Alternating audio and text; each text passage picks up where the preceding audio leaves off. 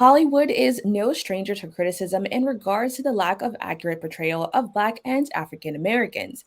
With a mission to transform the film and television industry, Color of Change worked towards improving Black representation across different forms of media. Joining me for discussion on their work is Senior Director of Communications for Color of Change, Amity Paye. Amity, thank you so much for joining me. Thanks so much for having me. It's great to be on with you. Now, can you tell me about your organization, Color of Change, and the project Color of Change Hollywood? Yeah, absolutely. So, Color of Change, we are the largest online racial justice organization in the country. We have a driving force of 7 million members across the country who are really moving decision makers in corporations and government and culture organizations to create a more human, less hostile world for Black people in our country.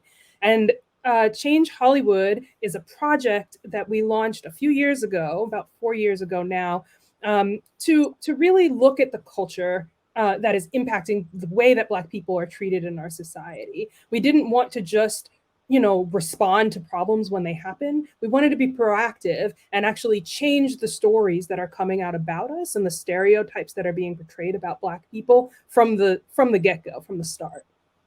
Now, a lot of the work your organization does, and you kind of touched on it, is often behind the scenes. I understand your organization consults with different platforms to ensure Black stories are multifaceted. Can you tell me more about that process? Yeah, absolutely. It's some of the funnest work we get to do. So we're working with writers, showrunners, producers in Hollywood when they start a new project or when they've written a script or have a rough cut of a video as a TV show or a movie that they've developed. Color of Change is sort of brought in as consultants to review the work to make sure that it's one, racially just, right? Is like that it's not going to harm Black people, but two, that the portrayals of Black people in these pieces of film and TV are actually accurate, that they're honest depictions of Black communities. And so, we get to sort of see work as it is in process and work really closely with the folks that are doing this work to make sure that they fully understand what racially equitable work looks like, no matter what they're doing. And so, we get to watch the shows before they come out, and we give lots of feedback and sort of flag all of the sort of problematic stuff before it actually gets out onto TV. That's really cool. I didn't know that you guys did all that. So thank you so much for sharing that. That's like a really cool, like you get to screen it before it comes out. That's pretty awesome. Now, on your website, you state television and film play a profound role in shaping American culture. They have an undeniable effect on public perception and social behaviors. Now, I'm originally a psych major, so I was super excited to see that other people were kind of looking at media in this way. And so I think it's very important. Can you further explain what this truly means to somebody who maybe doesn't understand the importance of that? Yeah. Well, so the baseline is that stories have the power to impact behavior. You can see this in your regular life too, right? Is like you hear a story from someone, you might change how you're going to behave towards a person or the person that story is about. And so we want to use our power as an organization and as a membership, millions of people across the country, to actually steer our culture to be more racially equitable for Black people. And so, the stories that we tell, the narratives that are presented on TV and film, those can impact a whole range of actions against Black people. We see this in policing, right? Is like you think of crime TV shows. Cops is a really good example. For most people, that is the most that they're going to interact with police is by watching Cops or all these different crime TV shows. It's the most popular type of television. Most people don't interact with police on a weekly or daily basis, right? We're watching these TV shows, and that's how we understand what policing should look like. And so when those shows are presenting inaccurate portrayals of policing and stereotypes of Black people, it actually impacts the way that people expect police to behave towards Black communities. And so we do a whole bunch of work on crime TV shows. Is just one example. We work on reality TV. We work on a whole range of children's programming to really make sure that at every single level, Black people are portrayed accurately and honestly so that our society then behaves the same. And I love that you brought that up because I took a course in college where my professor it was a media course about race. And he said once, like, have you ever seen a cowboy in real life? And I was like, no. And so, but we have an idea of what a cowboy is, right? Because of what we watch on TV. And so I think that's like a perfect example of like, sometimes you don't get to interact with these communities, but you're seeing them on TV all the time. And so you kind of have that idea of them. So I was really excited to see that on your website.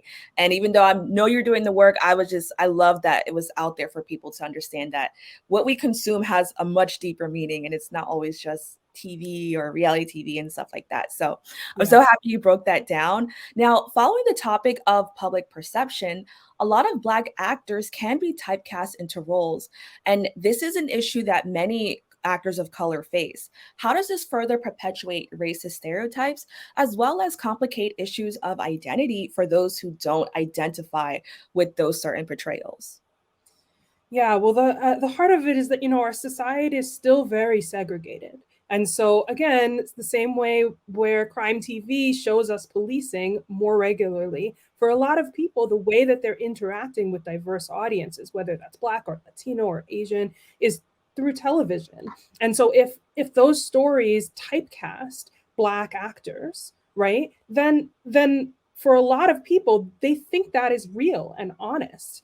And I would even say that going beyond typecasting, so often now we're seeing new stories being told, we're seeing, Black cowboy movies being made, but the Black people in those don't have holistic stories. They're still sort of used as a prop or used, as sex symbols, or, used in a lot of harmful ways, and they're not shown as fully human. And so, even as we see new stories being built at Color of Change, we're really advocating for a holistic view of what a humanity looks like. I may be Black woman, but I also, sew on the side, or I grow things in my garden. Those types of nuanced perceptions of Black people are really important, and part of the work that we're doing.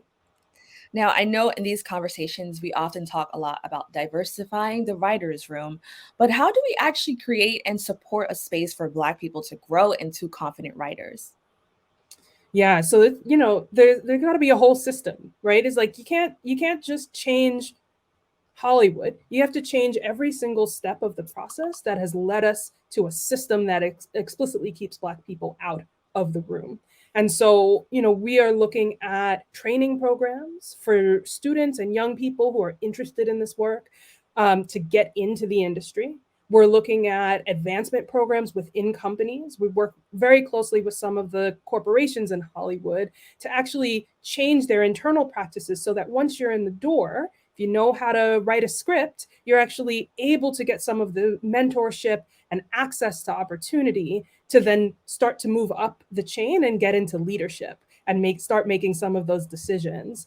And then we have demands, right? It's like we got some demands on Hollywood. We want to see Black, Latino, Asian leadership at the highest levels. If Black people are not making the decisions about the work that's being produced, if they're only being kept in sort of like worker body, we're not going to see the change we want. So we've got to do it on every single level, and that's part of what our Change Hollywood program does. It's a roadmap to racial justice change, not just for one part of the industry, but for every single step, and every single aspect of the industry overall.